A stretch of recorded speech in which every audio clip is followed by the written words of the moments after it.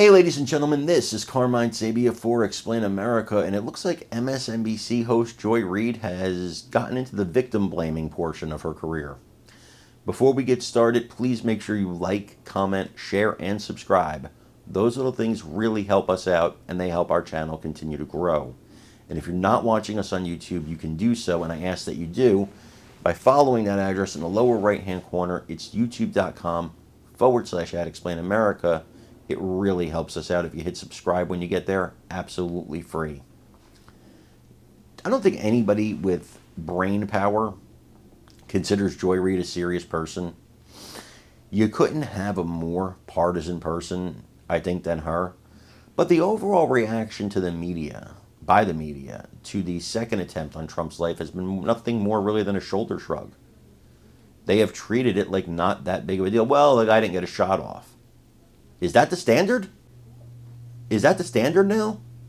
The man was too close. The man was on that golf course for 12 hours. You want to talk to me about he didn't get a shot off? Who cares? The intention was there. Oh, well, we don't know what he was doing on the golf course. Really? With an AK-47 and a GoPro camera and a backpack, you don't know what he was doing? But Joy Reid, she's special. Now, why is Joy Reid special? Well, she's special because she actually blames Trump for these attacks. She puts the blame on him and his rhetoric. No, it's your rhetoric, Joy. It's yours. It's the people on your crazy network that talk about this man as if he's the devil. That's the issue. You could be unbelievable. No Republicans have done anything. We haven't attacked anybody. And we're not gonna. Because that's not what we do. We vote. That's what we do. Your guys are 0 for 2. But they took 2 shots, didn't they? Yeah. Maybe the blame is a little more with you, Joy. Watch this clip and tell me what you think in the comments.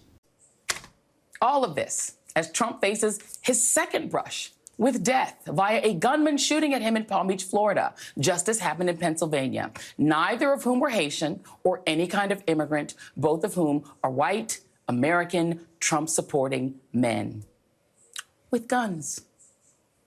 Joining me now is David Rothkopf, columnist for the Daily Beast and host of the Deep State Radio podcast. David, it's so good to see you. I wrote this piece and was very angry on the plane, and then I saw your piece that you'd written on your Substack, which I subscribe to. So I knew you were the right person to talk to.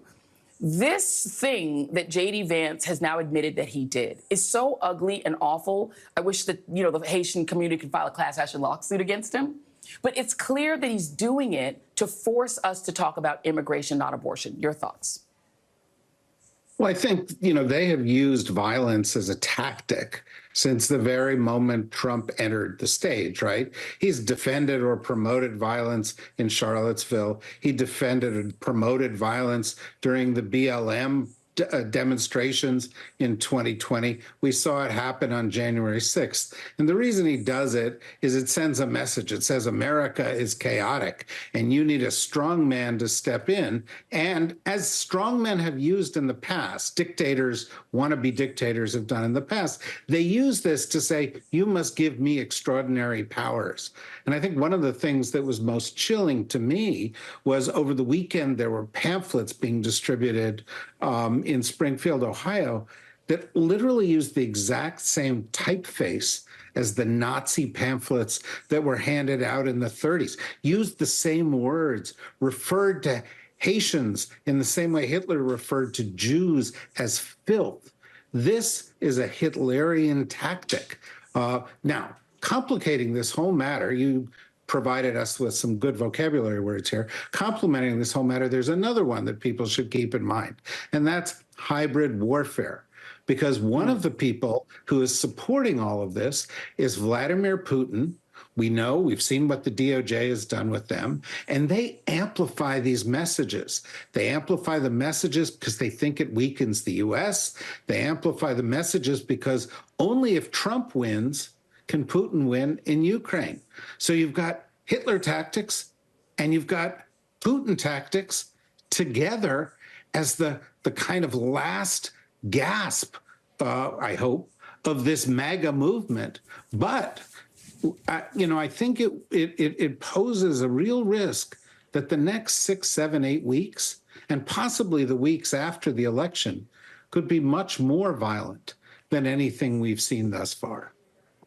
Right. And I mean, the irony of it is that the violence, the actual violence we're seeing, comes much more disproportionately from MAGA themselves, whether it's January 6th, whether it's them threatening election workers, whether it's the bomb threats coming into schools in Springfield. The violence is coming from them, from their own supporters, yet they try to portray Haitian immigrants as the people to fear. I want to point you to a local sheriff who in Ohio has put out a threatening message saying that people, this sheriff said he wants people to write down the addresses of Kamala Harris supporters who display yard signs for Kamala Harris and Tim Walz, so that later on, if anything goes wrong, they can go back to those people, essentially issuing what really amounts to a threat.